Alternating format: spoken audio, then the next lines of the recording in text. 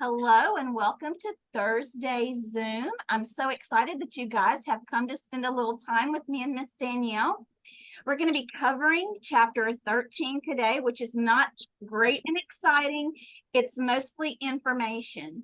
But last week, do you guys remember when I promised you something gross for anesthesia? I do have a little gross video for us, and it's just going to be demonstrating local anesthesia. And of course, it's Dr. Pimple Popper. But I want you to pay close attention. It does not show whenever they originally do the local, but she's going to go back in after she begins the procedure and she's going to do local again. So let me share my screen.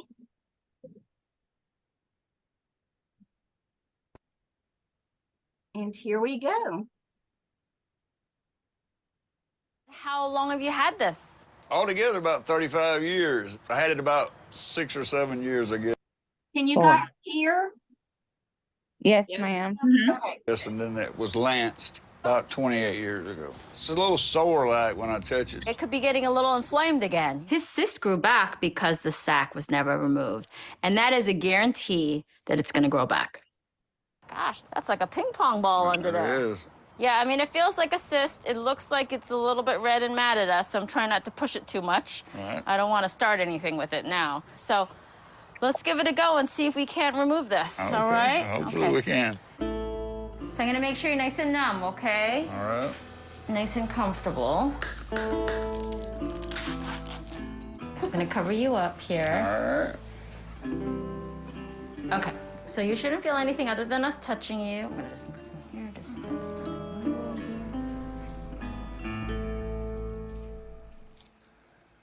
Are you okay? Yeah. Okay, fine. good. You got like a little hard-boiled egg in here. That's what it looks like. I feel something right there. I'm sorry. The fact that this has been removed before and has been unsuccessful is not a great thing because that increases the likelihood of scar tissue there.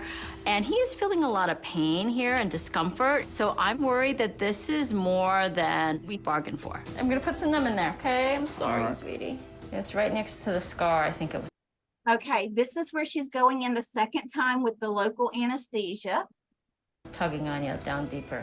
I can see why that made that sore actually after the last ones. Feeling okay? No, I know. I was just breathing. Good. Keep breathing.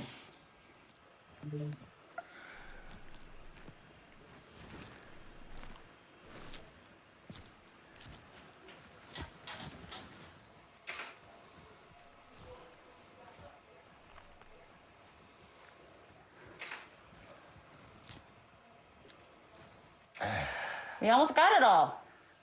That's good. Yeah, we do. And it's in a nice intact sac. That's what I want to see. I was concerned that because of recent inflammation that the sac wall may be breaking down, but the fact that it's intact makes me feel much more confident that we're going to be able to remove this entirely. The cyst is out. Good deal. Thank you. It's all gone under there.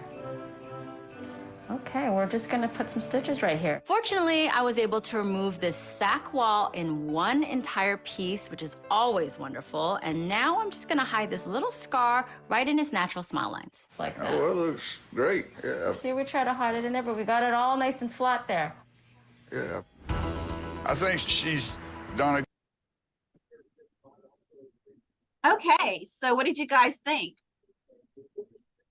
See, this is why I live behind the paper and the computer and not in the actual patient. That's queasy to me. Like my face was frowned up the entire time. Like that's hard to watch. This is Can why you guys, I love it. I love the gross stuff. I'm sorry.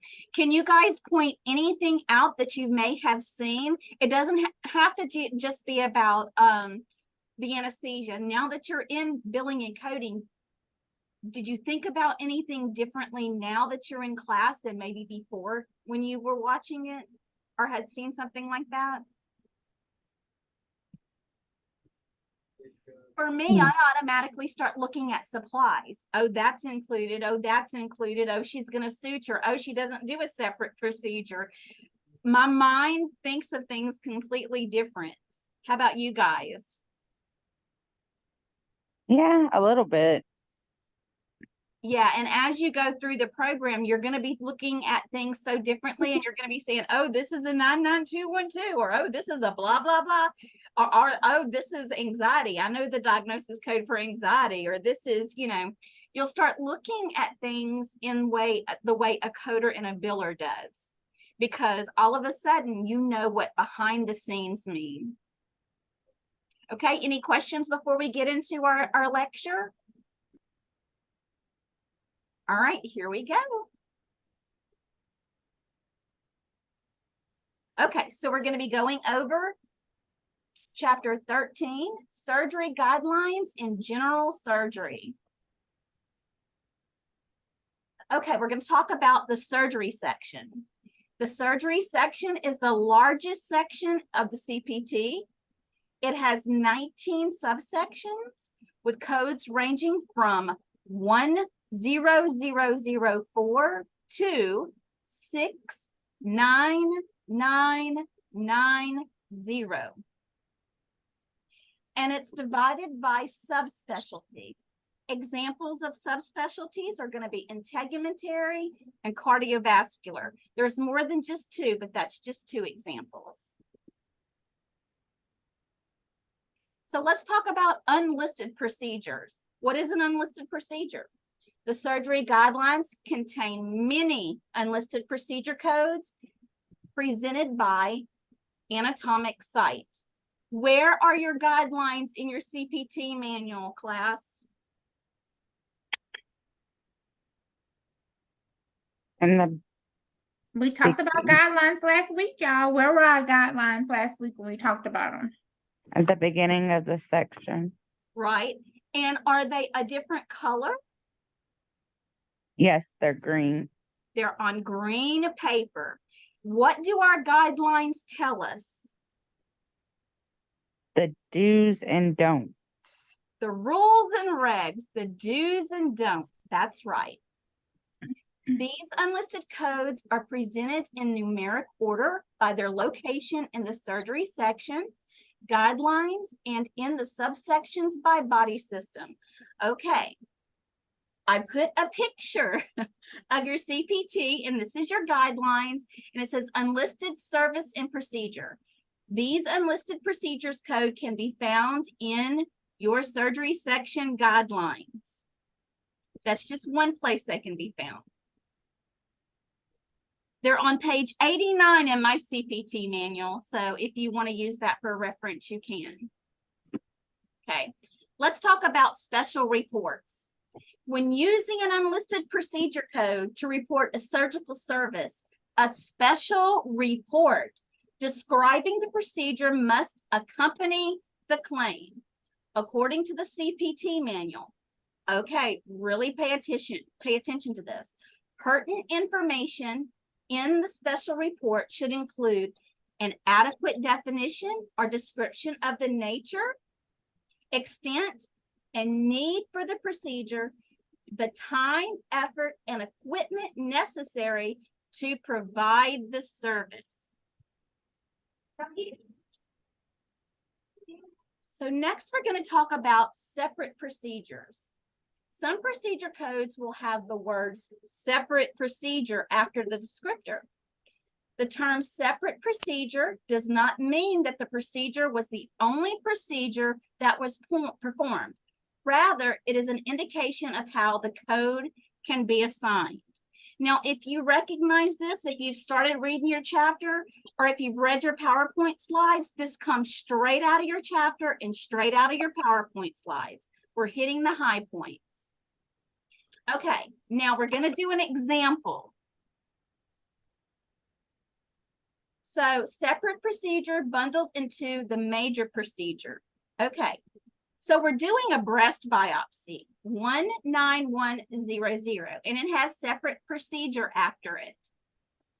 But let's think about this. We're going to read it slowly and think about it.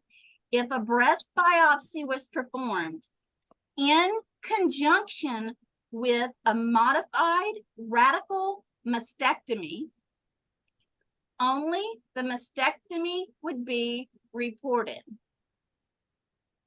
because the breast biopsy and the mastectomy were conducted on the same body area during the same surgery. The breast biopsy would be considered a minor procedure that was incidental and would be bundled into the major procedure of the mastectomy. Okay, so let's just envision we're going in and we're going to do a biopsy on the breast. But instead, we need to go ahead and do a mastectomy too. So your boob is here. We're going to do a biopsy, but no, now we're going to do a removal. That biopsy really doesn't even come into play during the procedure because they'll have to biopsy it after the boob comes off. Does that make sense? Mm-hmm. Yes, ma'am. I'm a visual person, so yes, I have to do the whole to get the visual. So when you're looking at your procedures and what they're doing, I want you to stop and kind of just think about it. Do you have to know how to do a mastectomy or a biopsy? No, you don't. But you can kind of visualize what you're actually doing in some way. All right. True or false question. When a minor procedure is performed with the more major procedure of the same area, would you report both the minor and the major procedure? False. No. You would not. We just learned about that, right? Mhm. We're in the same body area, so we're only going to report the major procedure. Why are we only going to report the major procedure?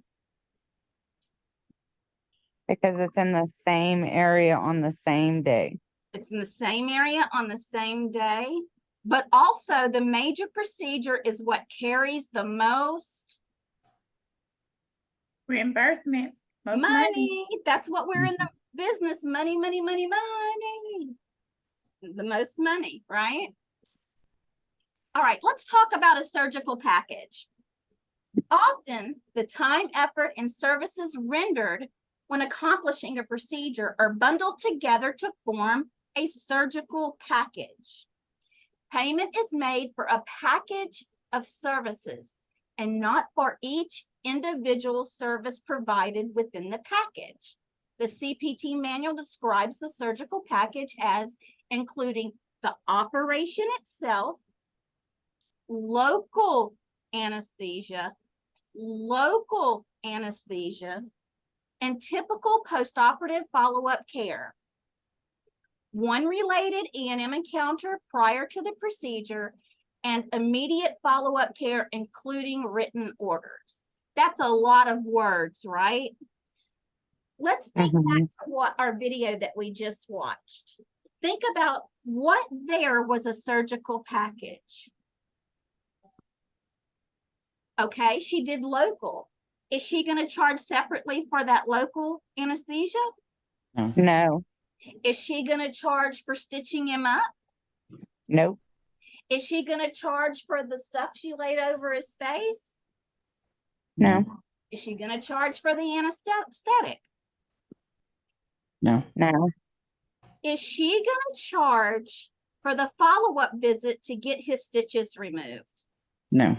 No. Why? It's included in the surgical package. It's part of the surgical package. Okay, we're going to go over it one more time. The surgical package contains the components of the pre-operative visits. So if you go to your cardiologist and you are going to get cleared for surgery because you're going to have a triple bypass done, right? That's going to be part of your surgery for your triple bypass. Intraoperative services, that's during the operation. Complications following surgery. Postoperative visits, supplies. Miscellaneous services such as dressing changes, catheter removal, and etc. Does the surgical package make sense now? Yes. Good.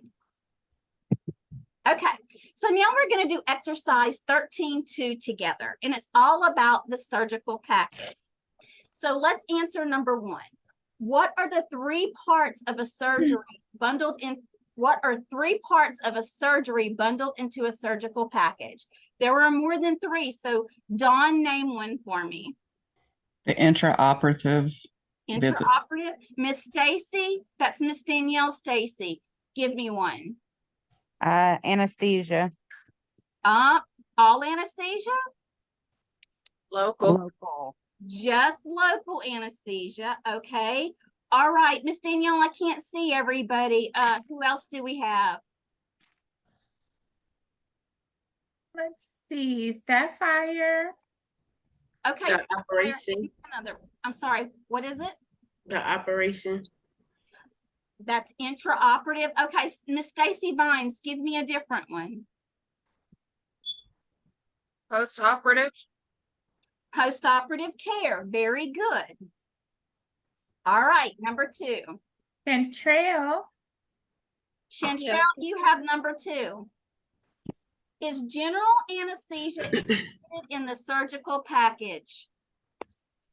No, only local. Very good. That's perfect, Chantrell. Only local. Number three, do all third-party payers follow the same reimbursement guidelines for the global package? We didn't go over that, but the word is all. That's huge, right? Is everybody gonna follow the same reimbursement guidelines? No. No, they're not. I want you to pay attention to words like all and complete. No matter what you're reading, those are big words when it comes to billing and coding. Yeah, and if you guys remember a couple of weeks back, I actually got on and I shared my screen and I went to the Regency Blue Cross Blue Shield page, and we went over and looked at some different things in regards to modifiers. And I kind of stated at that time that whenever you're billing for any payer, you want to make sure that as a biller, as a good biller, you're going on those insurance pages and look at the information that they have included on that page in regards to whatever it is that you're billing for, be it surgical packages or be it you need to add a modifier to things. Every insurance company is going to bill out just a little bit different depending on the payer. That's right. All never happens. Ever. All right. So let's just go over. Number one could have been pre-operative, intraoperative, post-operative services or similar wording. All right, we're going to go through some key terms. It's not going to be very many, but let's go through some key terms. And I'm going to move our little thing up here out of the way. Guidelines contain information that you will need to know in order to correctly code in the section. And most of the information is not repeated elsewhere in the section. Although before you start coding in every little different subspecialty and subsection, there may be little paragraphs, but in the green section of the guidelines, that's where I call it the honey spot is. It's going to give you a lot of information. The time period of following each surgery that is included in the surgery package is established by the third-party payer and is referred to as the global postoperative surgery period. The global period is usually 90 days for major surgery and 10 days for minor surgery. Okay, so let's talk a little bit about what a global is. When you have a surgery, okay, say that let's talk about our fella that had his cyst removed. Say that he got an infection in his stitches, in his wound, and he went back. It's a minor procedure, but say that he went back 8 days after the procedure for the infection. He doesn't have to pay that because it's part of the surgical package. Then if he goes back day 10 and has it taken out, they still pay for that because that's part of the package. Okay, say day 5, he gets a sinus infection and he goes back to see Dr. Lee because he thinks it's part of this, but it's not. Is the sinus infection part of his global package for his surgery? No. No. No, because it has nothing to do with it, right? So And- that's the difference. And this kind of will maybe for me when I thought about it when I went to the doctor one time and as a biller I was like, okay, now that makes sense. For instance, whenever you go, let's say you're going to your gyno for a well women's appointment.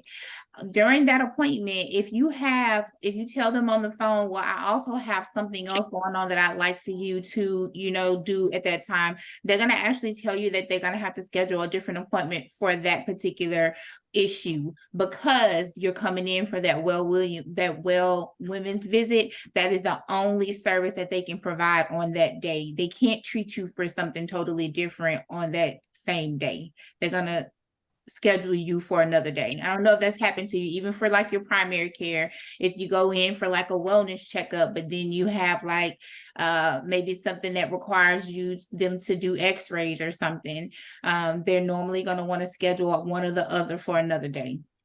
Either that or it's no longer a well checkup and you have to pay for that. Yes, exactly. It changes from well to unwell. Okay, let's talk about fine needle aspiration. A fine needle aspiration biopsy is used to withdraw fluid that contains individual cells. So aspiration is the withdrawal of fluid, okay? Percutaneous means through the skin. The whole reason we went over this is because we're going to do the last little assignment we're going to do together is actually your chapter review in your textbook at the end of your chapter, and we're going to go over the glossary together. Includes nature, extent, and need for procedure and time, effort, and equipment necessary to provide the service. No. You use it whenever you do an unlisted procedure. You must have a Surgical package. a special report. A special report. yes. Remember when we talked about special reports? Do we need to go back or do you guys remember now? Yeah. And if you write these answers down and it's part of your assignment, you've already done your assignment, right? Yep. Okay. Procedures that when performed at the same time as a major procedure are considered incidental and not reported separately. That's surgical.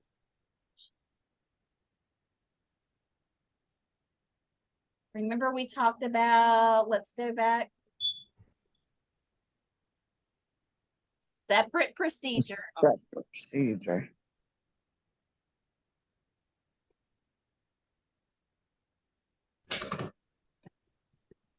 Okay.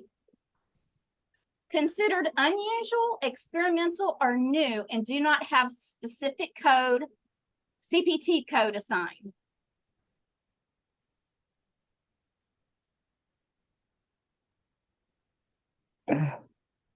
I took a picture of it for you.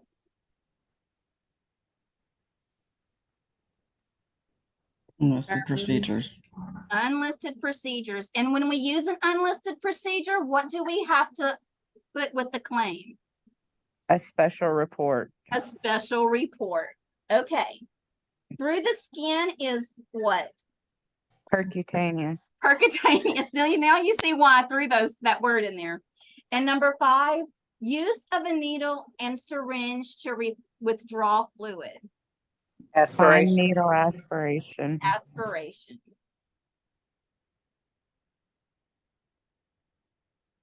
So there you go. Did you guys learn something?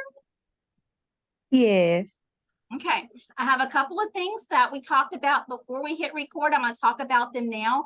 I know new students, you have not done any coding, and even students who are a little more experienced in coding, CPT is a little different. Miss Danielle has a whole workshop of videos she's going to be sending to me. And I'm going to be loading those for you guys. And I'm going to actually put them in the gray area in Zanzibar, and I'm going to put CPT workshops. So when you click it, they will be in there, but I need you to give me time to load those.